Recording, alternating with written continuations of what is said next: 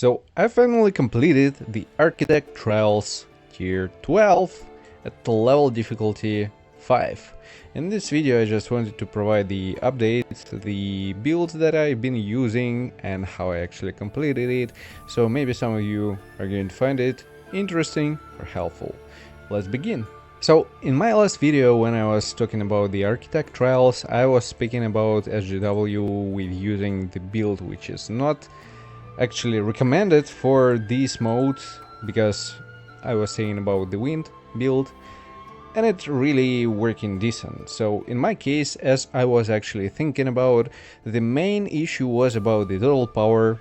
So it's the case, let's say, the main reason of me being not really able to complete it was about the total power. And when you're lower of a certain amount of the TP, you're going to struggle with the break phase, you will be dealing less damage, and overall I also did some improvements in terms of the shadow composition, in terms of my course, and I also gained couple levels, so everything just helped me in this specific way. And yeah, for the builds that I've been using for Serene, I was using 8 pieces Desire set, for Milin 8 pieces Wish set, and for Cha, Wet Cha, 8 pieces Burning Blessing. Yeah, Burning Blessing.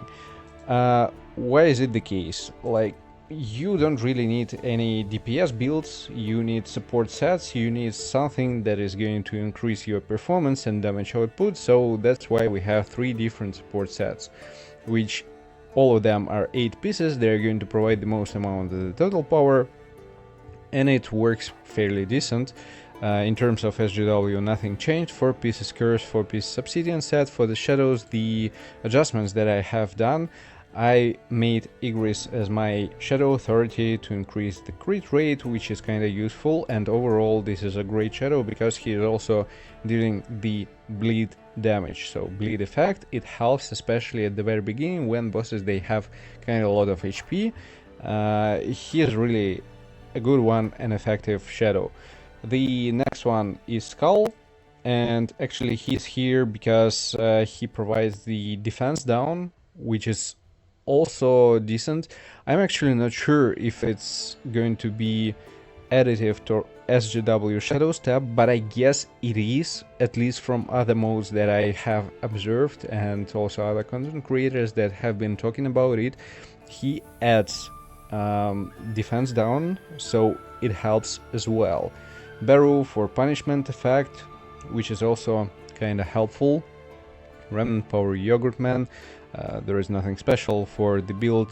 Stormbringer with DKL, yep, still by my understanding is a great and OP weapon.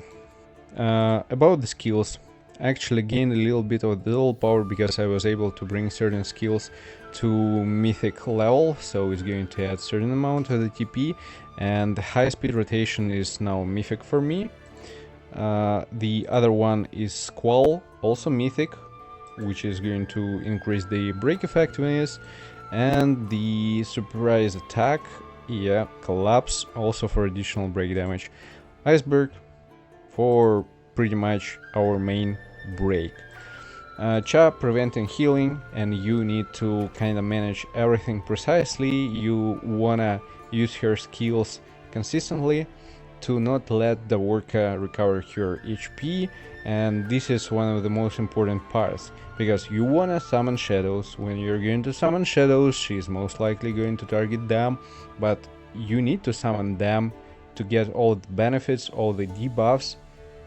And whenever it's going to be the case, it's kind of important to manage them more or less at the same time when you're using the effect from Cha, or when you have enough time for shadows to use them, to also be like in charge and control the worker again, to hit her with Cha's unrecoverable skill.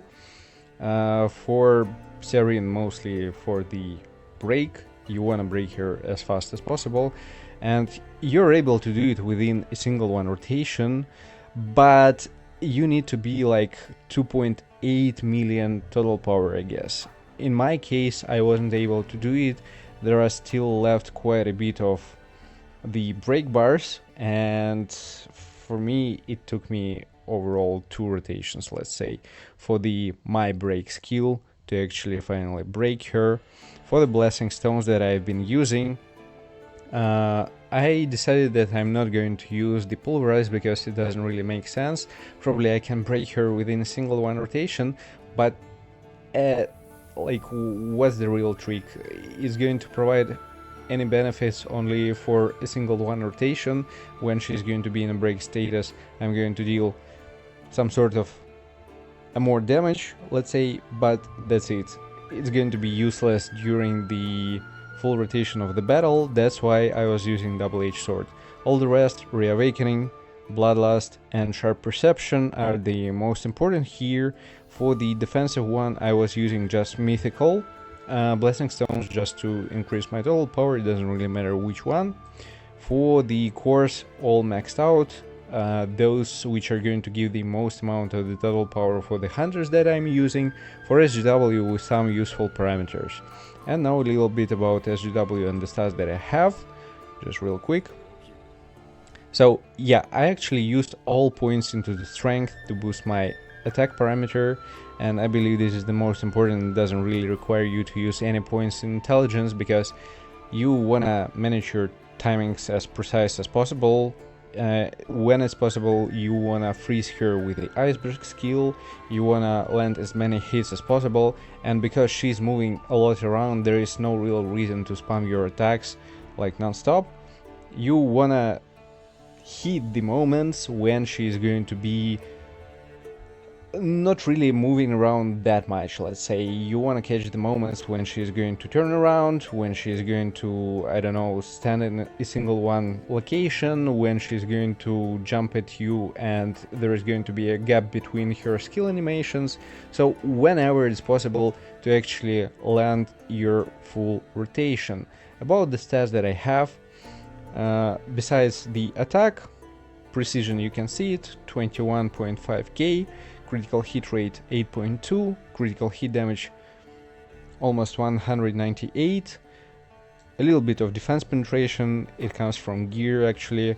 For the cores, I used quite some of them with damage increase, so 33%, and the last one core I was using with MP consumption reduction. Maybe it's a little bit of overkill, let's say, because maybe I don't really need that much. Because I'm using the obsidian set, by my feeling, it's better to use some amount of MP consumption to actually being safe with your effect from obsidian set. With explanation of the builds, that's pretty much it. During the showcase of the battle, you will see everything on your own, all rotations and so on. So yeah, hope you enjoyed it, and see you guys in the next one. Take care, don't forget to like, subscribe, leave a comment, and bye.